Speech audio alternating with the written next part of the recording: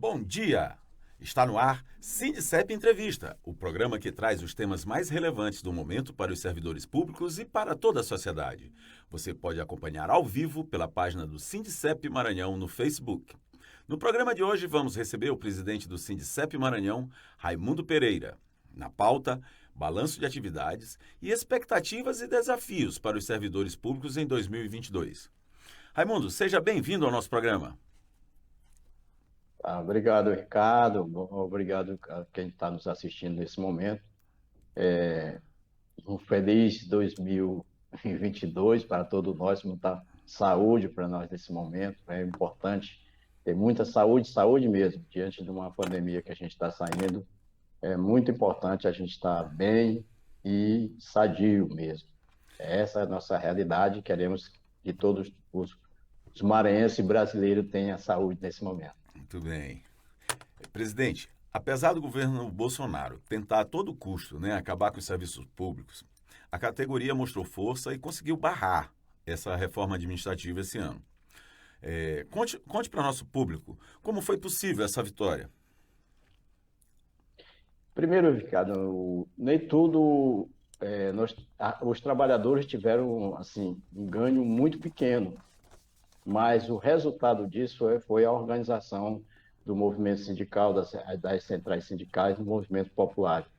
O governo que não tem compromisso com os trabalhadores, não tem compromisso com o nosso país, ele não conseguiu o objetivo maior. Primeiro, no início do governo, ele tentou destruir, acabar com o movimento sindical. Não conseguiu. É uma vitória dos trabalhadores. E, além do mais, vocês lembram muito bem que o Paulo Guedes, em todas as entrevistas que ele dizia, que ele ia privatizar tudo. Esse era o objetivo desse governo. O Paulo Guedes dizia isso todas as vezes que ele dava entrevista. Ele não conseguiu. Os trabalhadores começaram a se organizar mais, a estar mais unidos.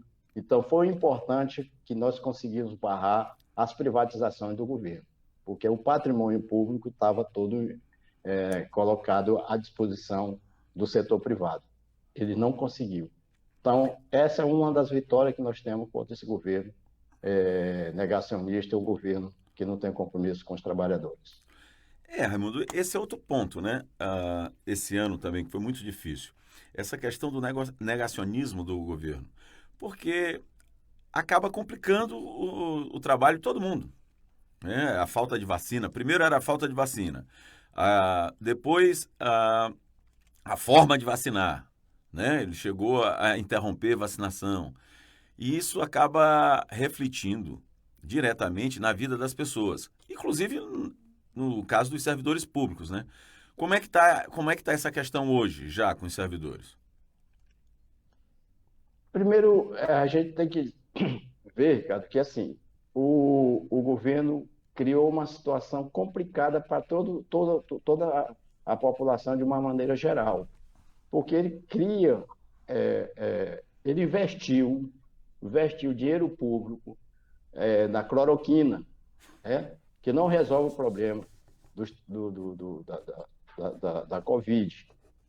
Segundo, ele investiu muito dinheiro. Hoje tem cloroquina aí para 10 anos, está em estoque lá para beneficiar o setor privado. Criou uma dúvida. Agora, na pandemia, a gente conseguiu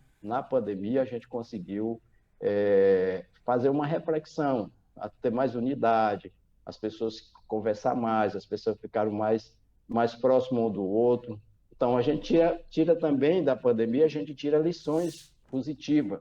Certo? As pessoas refletiram mais, as pessoas participou mais do eventos que toda a ciência colocou, as pessoas ficaram mais atentas, e o resultado disso é que forçou o governo a comprar a vacina, certo? Então, esse é um ponto positivo. O que é positivo para nós também nesse momento é o fortalecimento do SUS, certo? Você vê a imagem do SUS em todos os setores hoje. Por exemplo, os secretários de saúde do Estado, os secretários de saúde dos municípios, todos estão com o uniforme do Sistema Único de Saúde. Porque você imagina, se nós não tivéssemos um sistema desse funcionando, o que seria do nosso país, o que seria da população brasileira sem um sistema que não funcionasse. Então, mesmo com a dificuldade, mesmo com a crítica que a gente tem ao Sistema Único de Saúde, que nós queremos melhorar, foi necessário, nesse momento, a importância dos trabalhadores do SUS, dar uma resposta para esse governo, certo? A prova disso foi nós conseguimos derrubar vários ministros, inclusive o ministro do Exército, que não sabia nada de saúde e dar opinião Mas no Sistema Único de Saúde. acho que aí você toca num ponto importante, né, que é esse fortalecimento do SUS, porque no começo do governo, inclusive com o ex-ministro Mandetta, a, a diretriz era a privatização do SUS, né? Era acabar com o Sim, SUS com certeza. e criar os vouchers para iniciativa privada. E aí, exatamente, veio a pandemia, eu acho que mostrou que realmente saúde pública não dá para ser privada. A prova disso são países que têm hoje uma pandemia. Por exemplo, vamos citar aqui a Itália. A Itália foi um dos países que mais teve problema com o Covid. Por quê? Porque lá não tem um sistema de saúde funcionando, certo? Lá o setor todo é privatizado e a população necessitava, naquele momento, de ter a resposta da vacina.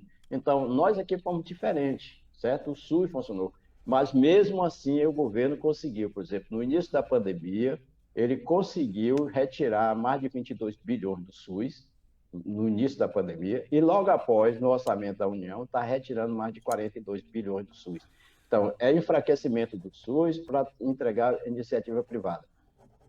Por que isso? Você vê a quantidade de planos de saúde que foram criados nesse momento. Plano de saúde, para tudo que você pensar agora, tem um plano de saúde. Tem plano de saúde de R$ 30, de R$ 50, e assim, para todos os setores tem, porque seria importante, a imagem que o governo queria é destruir o SUS para entregar a iniciativa privada. E o SUS hoje é um sistema que funciona, é o maior sistema de saúde do mundo, a de dizer para a população brasileira, é o maior sistema de saúde do mundo, e além do mais, segundo o IBGE, 70% da população brasileira, e é real, precisa do Sistema Único de Saúde. E aí a nossa luta, a luta dos sindicatos, a luta dos movimentos sociais é fortalecimento do SUS. Não é só o SUS, como a educação e outros setores que o governo não conseguiu avançar. Falando em educação também, Raimundo, de novo, a questão negacionista do governo. Né? Já estamos há praticamente 2 anos sem aulas presenciais, né? E foi anunciada a volta agora em fevereiro, a volta de aulas presenciais. Mas o governo ainda não começou a vacinar as crianças. O mundo inteiro já está vacinando e eles continuam questionando a vacina. O que que o movimento sindical pensa sobre isso e vai fazer sobre isso? Nós vamos estar mobilizando e mostrando à população brasileira, porque isso cria uma situação difícil. Como é que as crianças vão voltar à escola se os professores todos estão imunizados? Vamos dizer, em parte, né, estejam imunizados. Mas as crianças não estão, certo? Elas vão estar voltando à escola, elas vão estar fazendo aglomeração, certo? Porque você sabe que jovem gosta de estar fazendo atividade junta, conversando, se abraçando. E como é que eles vão estar fazendo isso se eles não têm uma imunização completa? Então, o governo, mais uma vez, ele erra em questionar a vacinação das crianças. Nós somos no movimento sindical, a gente vai ter mais uma bandeira nossa, que nós vamos estar defendendo e vamos estar lutando para que todas as crianças brasileiras sejam vacinadas. A outra coisa que também foi colocado, né, Raimundo, você que é da área de saúde também, é a questão da necessidade de... o Ministério da Saúde está colocando a necessidade de prescrição médica para vacina, para essas crianças. Só que, nós temos um problema grande aí de desigualdade, né? Porque nós teremos como oferecer pediatras para atender todas essas crianças? É mais um absurdo que esse governo está fazendo. E assim, tentar de fazer a divisão dos trabalhadores daqueles que mais necessitam, certo? Por exemplo, A dificuldade, a gente conseguiu uma consulta, já temos dificuldade. Imagine você, vamos dar assim, uma escola hoje que tem 1.500 alunos, certo? Porque tem escola, por exemplo, os institutos federais têm nas faixas de 1.500 alunos na sua rede escolar. Então, como é que você consegue? E, além do mais, nós temos hoje dificuldade de ter profissionais à disposição. Porque você lembra do governo Dilma e do governo Lula, nós tínhamos o Mais Médico, né? Que foi Perfeito. a primeira coisa que o governo Bolsonaro acabou foi com o Mais Médico. Nós Verdade. tínhamos médico nas comunidades, certo? Foi um contrato que nós fizemos e nós tínhamos mais médico na comunidade. Hoje, nós não temos profissionais suficientes para fazer um atendimento exclusivo com as nossas crianças. Com adultos já é difícil, imagina o exclusivo com a nossa criança. É mais um absurdo com esse governo está fazendo hoje, tentando dividir as crianças vamos dizer, as pessoas que mais necessitam, que são aqueles que vivem na periferia, que precisam de uma consulta e que precisa estar sendo imunizado para conseguir a saúde que todos nós merecemos. Raimundo, agora mudando um pouco de assunto, né? É, os servidores públicos estão há 5 anos sem reajuste algum, né? Só nesse governo aí já são 3 anos. É, e agora o governo Bolsonaro, mais uma vez, joga para a torcida, né? Ou seja, para o cercadinho dele. Ele colocou, o governo colocou no orçamento para 2022 reajuste apenas para a Polícia Federal, para os Polícia Rodoviária Federal, Polícia Federal e para os agentes penitenciários federais. Como é que fica o restante da categoria? Cara, nós temos que fazer um resgate, e aí eu gosto sempre de estar lembrando isso. Quando, no golpe de 2016, o Temer aprovou a PEC 95. Toda vez que a gente vai discutir, agora eu estou fazendo todo ano, a gente faz o lançamento da nossa campanha salarial. Toda vez o governo agora fica alegando o teto de gasto, certo? Isso é um verdadeiro absurdo, porque a lei não é só o aumento do servidor público. Quer dizer, a emenda constitucional 95, ela congela o salário e congela os investimentos. A prova disso foi a aberração que eles fizeram agora no Congresso Nacional, aprovando a PEC das precatórias, porque não tinha de onde tirar dinheiro para cumprir, que foi uma meta nossa, desde o início a gente defendia que o emergencial para a população brasileira seria R$ 600. Essa foi a nossa defesa, a defesa do movimento sindical. E depois de muita luta, conseguiu o governo colocar aí, nem para toda a população brasileira vai ter direito do emergencial de R$ 400, entendeu? Nem todo mundo vai ter, certo? Direito, porque vai ser um custo absurdo que muita gente não vai ter acesso ao emergencial. Então, a gente tem que discutir agora, mais do que nunca, a anulação da PEC 95, porque a gente anulando a PEC 95 abre a perspectiva de colocar no orçamento da União o aumento para o servidor público, porque o orçamento que foi aí, ele alega que o aumento é zero, continua. Nós estamos com mais de 5 anos que a gente não tem reajuste. A inflação já galopante, tudo aumentou, certo? Tudo, desde o gás da cozinha, a gasolina, a carne, o feijão. Você vai no supermercado, a inflação voltou à tona. Uma cesta básica que custava 300, R$ 400, uma cesta básica suficiente, hoje você não consegue fazer mais uma cesta básica para uma família, vamos dizer, de 3 ou 4 pessoas numa casa. Não dá mais para fazer com a inflação. E o nosso salário ficou congelado. E o governo ainda vem com a alegação dizendo que nós somos privilégio. Qual o privilégio? O privilégio que ele faz essa diferença. Por exemplo, nós, servidores públicos, a média de salário do servidor público é R$ 2.000, R$ 3.000. Essa é a média do salário do servidor público. Algumas categorias que conseguiram avançar e com as gratificações, que nós somos contra essas gratificações, que nós transformar essas gratificações em salário, é que melhora um pouquinho, mas está congelado, certo? Na verdade, o nosso salário está corroído durante esses 5 anos, né? Então, nós vamos estar, nesse momento, aí, se mobilizando. O FONASEF já conseguiu, com a nossa confederação e os sindicatos, de uma maneira geral, todos os sindicatos do país, nós vamos estar discutindo uma greve aí para o mês de março. Essa é a nossa proposta e vamos avançar, nesse momento, a organização dos trabalhadores de todos os... Não é só do serviço público, todos os setores. Nós estamos chamando aí o movimento social para fazer essa ampla discussão, porque não pode dividir os privilégios. O que interessa para eles isso é um aumento eleitoreiro para ele, porque ele sabe que é um setor que sempre defendeu a política do Guedes e a política do Bolsonaro. É o setor militar, certo? Você vê o salário dos militares aumentou coisas absurdas, os salários dos militares. E nós, servidores públicos, estamos aqui, que prestamos serviço à população diretamente, somos mais prejudicados com esse aumento que ele deu aí para os militares. Então, Militares, Polícia Federal e tudo mais. É um setor que interessa, nesse momento, eleitoralmente a ele. então, Raimundo, quer dizer que já está sendo construída uma greve geral?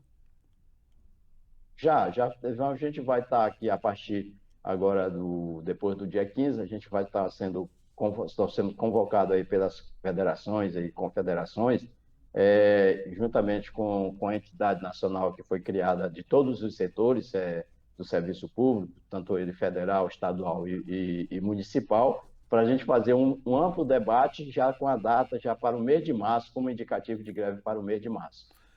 Porque assim, já tem categoria em greve, né? Os auditores da Receita já estão paralisados.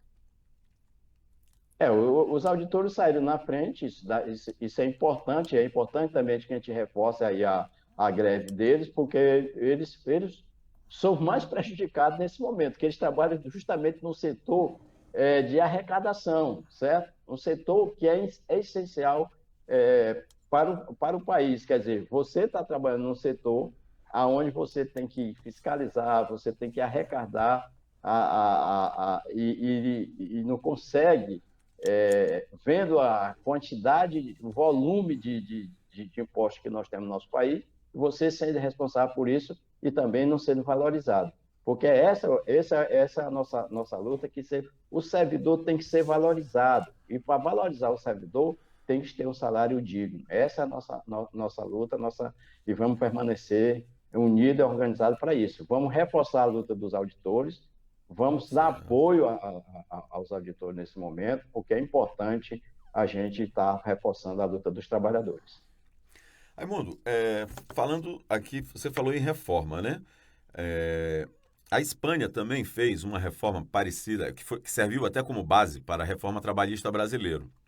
A Espanha fez isso há 6 anos, fez uma reforma lá, e agora o governo anulou essa reforma, né? Porque ela, tal qual no caso do Brasil, eles diziam que iria aumentar a quantidade de emprego, e isso não aconteceu. Só foram retirados os direitos de quem já estava trabalhando e não aumentou o número de novos trabalhadores. O Brasil consegue tomar esse mesmo rumo? Cara, nós temos que ter uma política e tem que discutir com os setores mais avançados, o setor político hoje da área de economia. Eu acho que é importante hoje os economistas, os economistas social, vamos dizer assim, os economistas sociais, estão discutindo isso. Por exemplo, nós temos entidade que discute isso, por exemplo, o DIEESE, o DIAP, que nos auxilia ao movimento sindical nesse momento. É muito importante a gente fazer o debate, porque não dá para ter...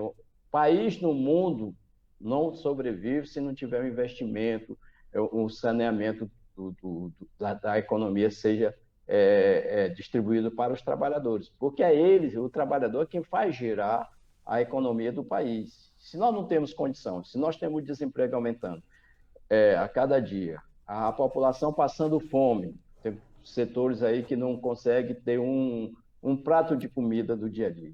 Então, o país não pode estar desenvolvendo. E nós somos hoje um país, a 10ª economia do mundo. Nós chegamos a um patamar até mais de 8ª economia do mundo. país do mundo, a China, os Estados Unidos, os próprios Estados Unidos e a China, eles não sobrevivem sem a economia brasileira, certo? Porque isso está sempre nas discussões internacionais, eles estão sempre incluindo o Brasil, porque o Brasil tem potencial político, tem potencial de economia boa, certo? Nós temos melhor água doce, nós temos o solo muito importante para esse momento. A prova disso é nós conseguimos, brasileiros, nós conseguimos matar a fome de 1 bilhão de pessoas fora do nosso país. E aí nós temos que dizer para eles, nós temos condição de manter matar a fome de quem está lá fora, mas não, o país não tem um investimento para matar a fome de 19 milhões de brasileiros que passam fome nesse momento. Então, essa é a realidade. Nós temos potencial? Temos, e vamos lutar para que os nossos irmãos sejam incluídos justamente aí na economia brasileira. Mas, Raimundo, nós temos ainda mais um ano desse governo aí, né? Então, o que eu te pergunto é isso, volto a perguntar. Nesse cenário, com essa Câmara Federal que está aí, com esse Senado que está aí, nós vamos conseguir revogar essa lei? Vai depender do momento político que nós vamos estar elegendo deputados estaduais, federais, senador e governador, e o próprio presidente da República, certo? Este ano é um ano decisivo. A gente acredita, e claro, que a partir de agora eles não têm mais condição de aprovar nenhuma emenda que vá de encontro aos trabalhadores. Vamos dar o exemplo bem aqui, de resultado da nossa unidade nesse momento de denúncia, de fazer manifestação, mesmo na pandemia, foi o cancelamento. Quer dizer, eles não conseguiram colocar em pauta a PEC 32, certo? Que a PEC 32 era a destruição do serviço público, acabar com a Lei 8.112 e privatizar todos os setores do serviço público. Então, a gente conseguiu barrar a PEC 32, ela não entrou para ser votada. Então, isso é um ganho, certo? Então, nós vamos ter agora, este ano, é um ano eleitoral, e aí vai depender de nós, essa unidade nesse momento, para a gente avançar nas políticas sociais, nas políticas públicas, para resolver o problema dos setores que mais necessitam nesse momento. Então, é um ano que todos nós temos que arregaçar as mangas, chamar o movimento social para estar conversando com eles e mostrar a realidade, porque não é só eleger o governo, o presidente da República. Nós temos que ter um Congresso onde tem a consciência política voltada para resolver o problema da situação brasileira, porque nós temos potencial para isso, temos muito, muito mesmo, e temos que reforçar essa unidade nesse momento. Agora, Raimundo, assim, a gente ouve muito, né, dentro do movimento sindical, essa separação. Diz, não, o movimento sindical não pode não deve se envolver com a política sindical não pode se misturar com a política partidária. Só que a gente vê o seguinte, tem bancada da bala, bancada do agronegócio, bancada da indústria, tem bancada para tudo, de evangélico, só não pode ter bancada dos trabalhadores, é isso? Como é que fica essa situação? Essa é uma maneira da elite colocou na cabeça de muitos trabalhadores dizer que nós não podemos se meter em política. Temos sim, e temos que participar. Por quê? Porque é na política que resolve o problema da economia, é na política que se resolve o problema da educação, é na política que se resolve o problema da saúde, é na política que diz qual é a camisa que eu vou vestir, a calça que eu vou vestir. É uma política que tem que ser desenvolvida pela política do governo. Se nós temos um governo hoje que não tem esse compromisso, que, por exemplo, o governo que está aí, ele tem uma política voltada para 30 milhões de brasileiros. Nós somos 211 milhões de brasileiros, mais de 211 milhões de brasileiros. Nós temos que resolver um problema de uma maneira geral, não para uma elite. E a prova disso é que, até o momento, o governo não teve a coragem para discutir a política de taxar as grandes riquezas, certo? Porque segundo o IBGE, segundo os grandes especialistas, lá, 46 empresas no Brasil que detêm a riqueza do nosso país. Se eles pagassem os impostos deles em dia, resolveu, em parte, a, a economia do nosso país, entendeu? Porque eles, é a grande concentração de renda. E, além do mais, nós temos mais de 20 empresas hoje no nosso país que não são nacionais, certo? É um outro problema que nós temos que ter que resolver. E aí nós temos que ter um governo com pulso, com coragem, com determinação, para estar discutindo toda essa situação que está colocada para o povo brasileiro. Raimundo, falando também, né, de eleição. Vamos eleger deputados federais, deputados estaduais, governadores e o próprio presidente. E senador, né? Então, assim, qual é a gente tem visto que o fortalecimento da candidatura de esquerda. Isso realmente é um alento para os trabalhadores? O que eu pergunto para ti? O trabalhador pode acreditar que em uma eventual vitória, por exemplo, do Lula, nós vamos voltar a crescer? As políticas públicas Vai vão depender. acontecer em nome dos pobres? Vai. Ricardo, assim, é uma preocupação, certo? Porque, assim, se nós somos hoje, o cenário político está sendo colocado hoje para nível de presidente da República, não tenha dúvida. Lula hoje está despontando em todos os setores, isso não tem dúvida. O problema para nós, o Lula conseguir convencer parte da burguesia a nos acompanharmos. Esse é um dos problemas para ser resolvido.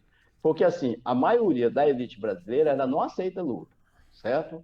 Não aceita. Mas, por exemplo, a sinalização que ele fez hoje para vice-presidente da República, que é o próprio, foi convidado, né, que é o ex-governador de São Paulo, isso é uma sinalização que nós temos que convencer parte dessa elite que está aí a ter a hegemonia do projeto político que nós queremos, certo? Então, é essa a realidade, porque nós não podemos correr mais o risco, temos que estar atentos sobre isso, foi o que aconteceu com Dilma, certo? Então, o Temer foi colocado justamente ali para fazer o papel da elite, e fez bem feito, porque a elite ela perdeu a vergonha. Ela perdeu a vergonha. Antigamente eles tinham vergonha de vir fazer grandes manifestações. Hoje não, eles fazem manifestações abertamente e a parte da população, mesmo sendo uma fatia menor, a prova disso é que nós temos um governo, mesmo com toda a dificuldade que foi colocada hoje, com as besteiras que esse governo faz aí, mas ele tem um grupo social que acompanha ele, certo? Não em todos, mas uma parte social acompanha. Então, ele ainda não perdeu toda a credibilidade que devia ter perdido, porque ele tem um movimento social que acompanha ele. Aí é um momento social que é a parte dos evangélicos que dão uma sustentação política ainda nesse momento. E ele acredita nisso. Raimundo, Entendeu? nosso programa está chegando ao fim. Infelizmente, a gente está com o tempo já bem restrito. Queria que tu deixasse uma mensagem aí para nossos filiados para esse ano novo e o que a gente espera para esse ano novo. Eu espero que a gente tenha muita saúde, né? Muita saúde mesmo, para a gente continuar.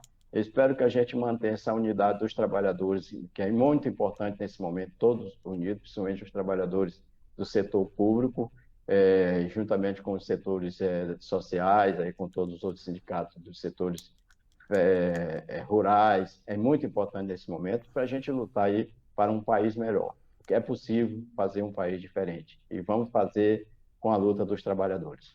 Muito obrigado, Raimundo. Nosso programa está chegando ao final. Queremos agradecer a participação do presidente do Sindicep Maranhão, Raimundo Pereira, que esteve aqui conosco. Queremos agradecer também nossos ouvintes pela companhia. Continue agora com a programação da nossa Sindicep Rádio Web.